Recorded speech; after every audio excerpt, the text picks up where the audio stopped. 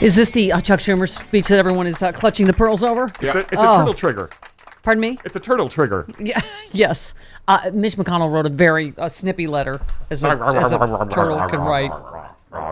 So, let me get this straight because, Eric Boehlert calls it the Snowflake Olympics. Yes. McConnell writes a new letter telling Biden, in light of Senator Schumer's hysterics in his speech last night, I will not be a party to any future effort to mitigate the consequences of Democratic mismanagement. Right, that's it. And they mustn't ask for my help again on that debt limit. So Chuck Schumer was mean to him, so he's not going to play anymore. So he's going to blow up the world's economy because Chuck Schumer, said a few things that are true.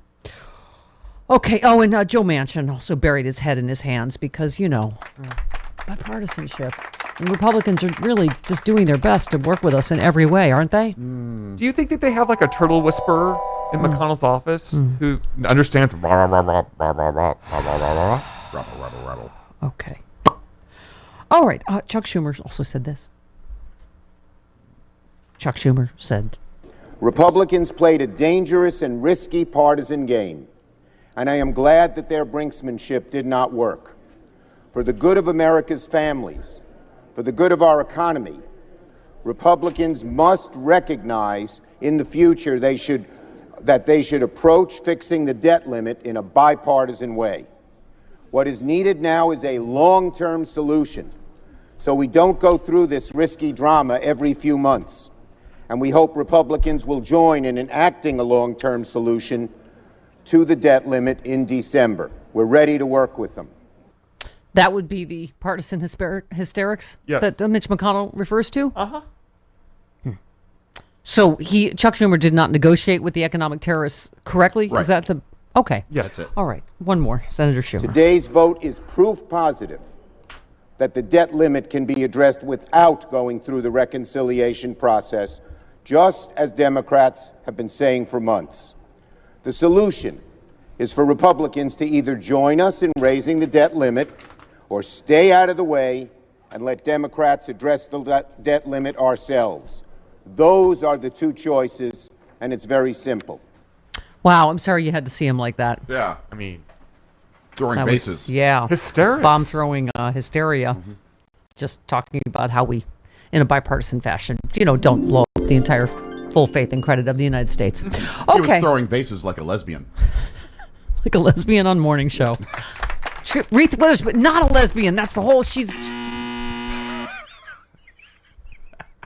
She explains to Julianne Margulies after they get out of bed, she's straight mostly. Okay, let's move on. See what you did? You made me spoiler alert. Okay. Anyway, let's move on. It was a few weeks ago, wasn't it? No. No? It was just... They made out last week. This week, apparently. You said she got out of bed. Okay. Oops. See what you did? You dragged me into a spoiler alert. Boy. Oh, God, it's so hot. I think you're selling it more than anything. Let's see if our phones work just for the hell of it. All right. Robert in Florida. Hello, Robert. Hey, I'm out of bed. Oh, my God. Over there. What are the chances Robert's hamburger phone works? Okay, hi. Hey, happy Indigenous Peoples Day. Yep. Yes, happy coming out day. I told you a long time ago. Hey, I mean, this guy, it's kind of offensive as an Italian-American to celebrate a guy who got lost, He didn't even know where the hell he was. And in fact, Italy wasn't even Italy in 1492. He never stepped one foot in America. Right. There's a lot of reasons not to like the guy. I mean, yes. The only thing I like about him that he was banging Queen Isabella. I think that was a good move. Okay. He got the free boats and everything. All right. He got some free boats from banging Queen Elizabeth. Okay. Isabella, not pardon Elizabeth. Me. Isabella. Oh. Ooh, pardon me. Wow. Wow. Well, Queen Elizabeth. All right. Those is Columbus old Day enough. thoughts from Robert in Florida. Okay. So that was partisan hysterics from Chuck Schumer when they are an entire party of people that will not admit that Joe Biden won a free and fair election. Is that where we are? This is Chris Wallace, right, and Steve Scalise. So you think the election was stolen? What I said is there are states that didn't follow their legislatively set rules. That's what the United States Constitution says. And I think there are a lot of people that want us to get back to what the Constitution says we should be doing, not just with elections, with a lot of other things too. And then there's some people that want to just ignore what the Constitution says and do their own thing. You know, that's been a debate that's been going on in this country for a long time. But why don't we just get back to the Constitution? We wouldn't have that problem. I have a follow-up question. What the actual are you talking about? What is he does that thing every time? Oh, some of the states didn't follow. What is he talking about? There's no. All of the states certified there. Yes. I think what they're saying is because there were changes in the election process this year because of COVID to make it safer which states for people are allowed to vote. to do. And states they run their own elections. Exactly. They can do that. Right. He's saying that because they changed those rules, it was hinky, and so the states shouldn't have certified. They're allowed to do. Remember, aren't they the states' rights people? Yeah. States are allowed to run their elections. Yeah. I was thinking, like, what about the states that have always had vote by mail? Yeah, they can't vote or suppress those states because that's the way they've always done it. Yeah. It's actually the safest way of voting. And the states vote by certified mail. the results, so they were happy with how the results turned out. Right. That means it's fine. That is how it's done. Votes. It's not a federal process. Right. It's a state process. Okay. Here is last time, states' rights. Do you think the election was stolen or not? I understand you think there were irregularities and things that need to be fixed. Do you think the election was stolen? Yeah. And it's not just irregular. It's states that did not follow the laws set, which the Constitution says they're supposed to follow. When you see states like Georgia cleaning up some of the mess and people calling that Jim Crow law, that's a flat-out lie. No mess. There was no mess to clean up. No. Oh 99999. Yes, you have to speak fascist to them. It's the only thing they understand. 999. It's okay. You don't need to get it. Okay. It seemed like it was just a passing thing. Okay. No, it was not. I want to ask you a specific question. Do you think the 2020 election was stolen from Donald Trump, and in continuing to make that charge, not having states do election reforms, but specifically making this charge that the election was stolen, do you think that hurts, undermines American democracy? Well, Chris, I've been very clear from the beginning. If you look at a number of states, they didn't follow their state laws that govern the election for president. This is the cake. That is what the United States Constitution says. They don't say that the states determine what the rules are. They say the state legislatures determine the rules. But the states all certified. States, they didn't follow those state legislative. The states all certified. Follow those legislative rules. Okay. Please stop talking about that. I was looking for that. We have to speak fascist to them. 999. Nothing you said. He was talking about the cake. And I know Chris Wallace is the best that we can expect or that they have on Fox News. Yeah. But you need to say, when he says, oh, I know you think there were election irregularities, as a journalist, he needs to say, there weren't. But there weren't.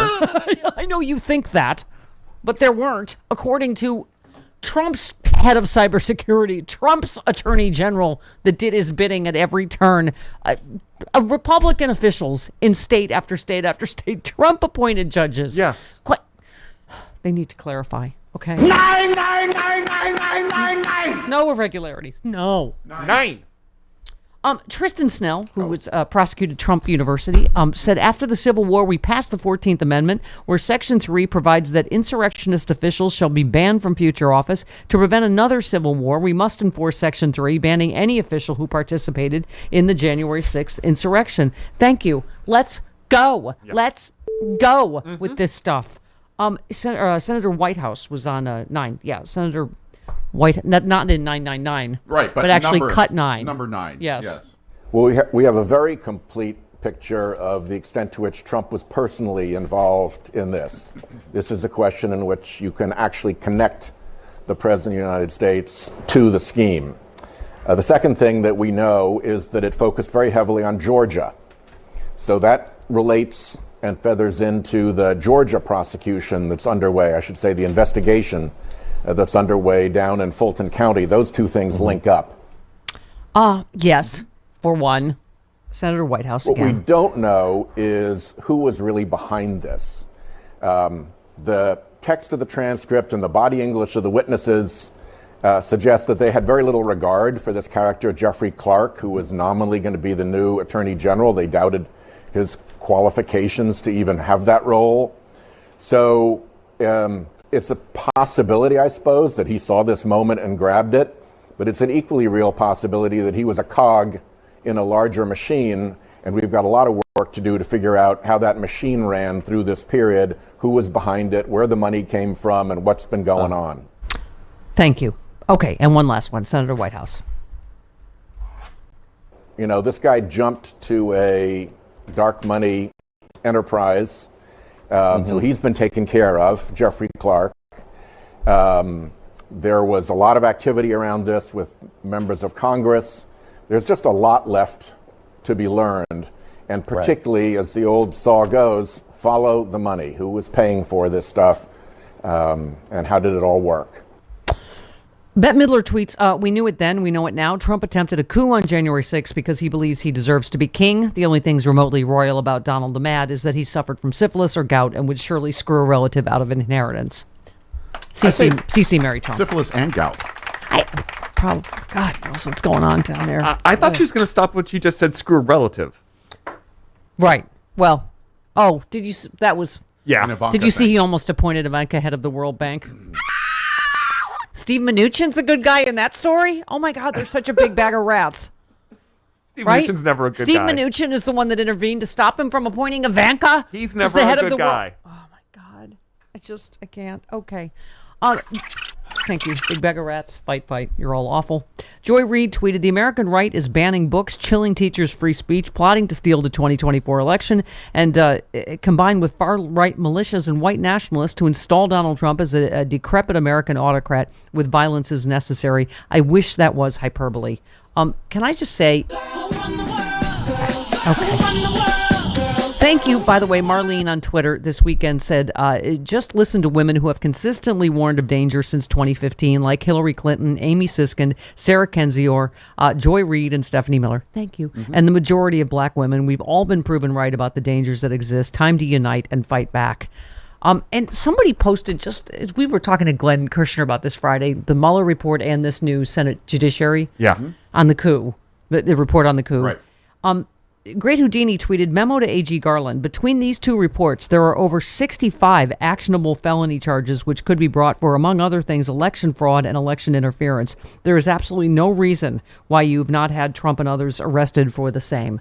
Again, we have to hope that people are right that say this is happening, hopefully, that they can't talk about it if it is an ongoing criminal investigation. I know Adam Schiff, who I trust, said there will be criminal referrals. You know, in terms of how many of us have questions are how is the January 6th Commission and the Justice Department working together or not, right? Because you do want to prevent Oliver North, Ira, and Contra, where people get off on technicalities because of double... They're being whatever. careful. What do I mean, stare decisis, ipso facto? E pluribus unum. Right. Okay. Okay. Yes. Seth Abramson said, no one who read the Mueller report is surprised by what Steve Bannon's doing. He and Eric Prince destroyed evidence to keep it from Mueller. He was indicted by the feds only to be pardoned by Trump. He openly preaches sedition. Candidly, Steve Bannon belongs in a prison cell. So they say that two of them are, I don't know if they're cooperating, they're actively engaging on the subpoena list. What's his F? What is he finally got served, right? On Friday, they finally Dan Scavino. Right. So we don't know about that. We do know that Bannon is openly defying it, right? So I don't know what but don't just say it. You're going to make criminal referrals. Do it. Because I don't know what a podcast host on January 6th has to do with executive privilege. He was a podcast host. Right. Yes, that's not... Exactly. One last one. Peter Baker, New York Times, said Trump and his allies pressured DOJ to help overturn the election based on claims like this one, that more than 4,000 voted twice in Pennsylvania, they claimed. In fact, according to the Senate report, only 3 voters tried to vote twice, all of them for Donald Trump. Oh. Yes. So the only election fraud was voters that tried to vote twice for Donald Trump. Okay. Well, that blew up in their face, didn't it? Yeah.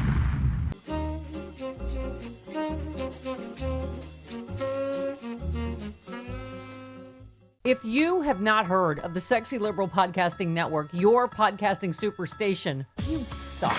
I mean, it is. We have the smartest, funniest liberals in the country. Stephanie Miller's Happy Hour. We have John Fugelsang. We have Hal Sparks, Frangela, Final Word, and Idiot of the Week. We have Bob Seska.